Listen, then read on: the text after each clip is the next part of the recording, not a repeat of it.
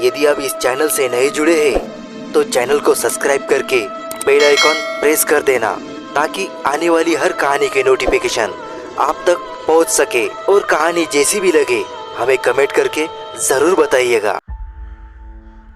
दहशत के पिटारे से एक डरावनी कहानी, जिसे मौत का खेल कहना ही सही होगा। एक ऐसा भूतिया खेल जिसमें कई लोगों ने मौत को गले लगा लिया। एक शहर के कोने में एक भूतिया घर था। उसकी दहशत की खबर से सभी गांववासी परिचित थे। उस घर के आसपास कई एकड़ जमीनों तक कोई घर नहीं बना था। दरअसल उस घर के आसपास कोई रहना ही नहीं चाहता था। एक बार एक सीरियल डायरेक्टर एक लाइव रिकॉर्डिंग सीरियल शूट करने का मन बनाता है, जिसका नाम वह मौत का खेल रखता है। इस खेल में चुने हुए प्रतिभागियों को भूतिया घर के अंदर पूरी रात गुजारनी होगी और इस दौरान हर कमरे में कैमरे लगे होंगे जो इनके डर भरे पलों को रिकॉर्ड करेंगे। और अंत में जो प्रतिभागी बिना डरे पूरी रात गुजार लेगा उसे 1 करोड़ की इनामी राशि दी जाएगी। सीरियल डायरेक्टर मौत के खेल की घोषणा सारे शहर में कर देते हैं, लेकिन उन्हें प्रशासन का एक नोटिस आता है कि आपको उस घर में शूटिंग करने की इजाजत नहीं मिल सकती। वह घर खतरे के दायरे में आता है। सीरियल डायरेक्टर बहुत नामी हस्ती था, इसलिए वह निजी तौर पर प्रतिभागियों की जिंदगी की सुरक्षा की गारंटी ले लेता है और कुछ शर्तों को लागू करने के बाद प्रशासन से उस भूतिया घर में सीरियल रिकॉर्ड करने की मंजूरी मिल जाती है, जिसके लिए उसे 2 गुने पैसे खर्च करने पड़ते हैं। प्रशासन की परमिशन मिलते ही पूरे शहर में मौत के खेल के पोस्टर चिपक जाते हैं। मौत का खेल शहर में होने वाला था, लेकिन लोगों में उत्साह से ज्यादा दहशत भरी हुई थी। पूरे शहर को यकीन था कि इस प्रोग्राम में हिस्सा लेने वाले लोग जिंदा नहीं बचेंगे, लेकिन ये दुनिया तरह तरह की इंसानों से भरी है। उस प्रोग्राम में इनाम की लालच में कुछ लोग हिस्सा लेने पहुंचते हैं। सभी प्रतिभागियों को उनके नंबर दिए जाते हैं और साथ ही उनके हाथ में एक इलेक्ट्रिक ब्रेसलेट बांधा जाता है। यदि उन्हें डर लगे तो वह उसमें लगी बटनों को दबाकर इस प्रोग्राम से बाहर आ सकते हैं। प्रतिभागियों में 12 लड़के और 3 लड़कियां होती है। दिन के समय ही बिल्डिंग के कमरों में कैमरे लगा दिए गए थे, क्योंकि रात को भूतिया आत्माएं उस बिल्डिंग के कमरों में दहशत का तांडव मचाती है और रात के समय अंदर जाने की हिम्मत बहुत कम ही लोग जुटा पाए थे।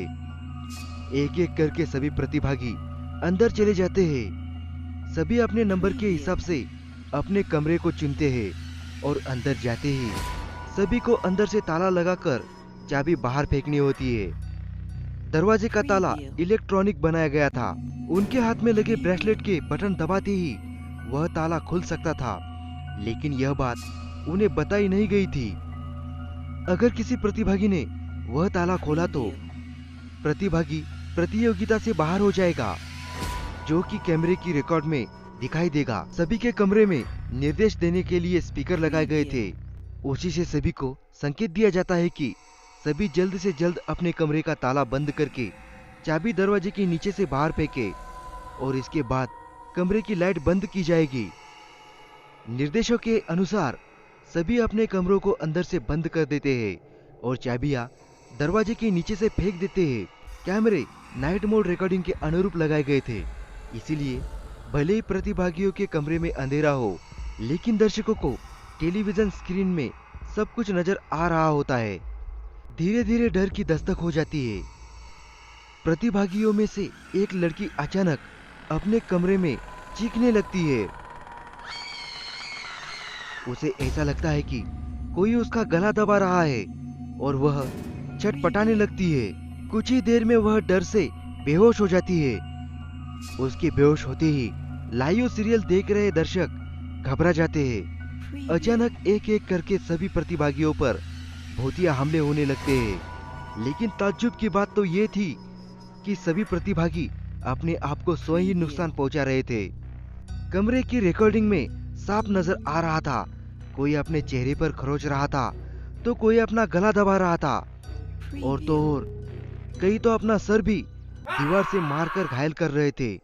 दर्शकों का डर बढ़ते देख बिल्डिंग के नजदीक सरकारी अधिकारी पहुंच जाते हैं, क्योंकि प्रोग्राम को प्रकाशित की शर्तों के अनुसार रिकॉर्ड करने की भी परमिशन दी गई थी, जिनमें से यह एक शर्त थी कि यदि किसी प्रतिभागी को शूटिंग के दौरान मेडिकल की जरूरत पड़ेगी तो तुरंत डॉक्टर उपलब्ध करवाया जाएगा।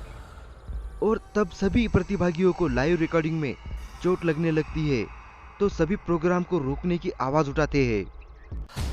रातों रात प्रशासन पर दबाव बढ़ जाता है।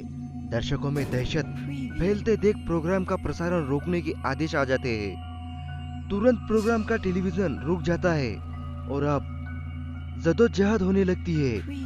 सभी प्रतिभागियों को बचाने की फायर ब्रिगेड की गाड़ी बिल्डिंग के बाहर पहुंचती है, लेकिन रात के समय उस भूतिया बिल्डिंग के अंदर जाने की हिम्मत फायर फाइटर्स की भी नहीं होती। सभी बाहर से खड़े होकर प्रतिभागियों की मौत का तमाशा देख रहे थे, क्योंकि सभी उस बिल्डिंग के खूनी इतिहास से अच्छी तरह वाकिफ थे। कमरे में लगे हुए स्पीकर की मदद से सीरियल का डायरेक्टर प्रतिभागियों को ब्रेसलेट का बटन दबाकर बाहर आने का निर्देश देता है, लेकिन किसी प्रतिभागी को स्पीकर से कोई आवाज सुनाई नहीं देती और न ही प्रतिभागी इतने कंट्रोल में थे कि वह ब्रेसलेट की बटन दबा सके। देखते ही देखते सभी प्रतिभागी लाइव रिकॉर्डिंग में ही आत्महत्या कर लेते हैं, लेकिन सब जानते थे कि यह भूतों के द्वारा किया गया नरसंहार है। सुबह होते ही सबकी लाशें निकल जाती है और सीरियल डायरेक्टर को भारी मुआवजे के साथ कई साल की जेल की सजा सुनाई जाती है और उस बिल्डिंग को हमेशा के लिए नो विजिट जोन घोषित कर दिया जाता है। हमारी और भी डरावनी कहानियां सुनने के लिए स्क्रीन पे जो वीडियो दिख रहा है उसे क्लिक कीजिए और डरावनी कहानियों का मजा लीजिए।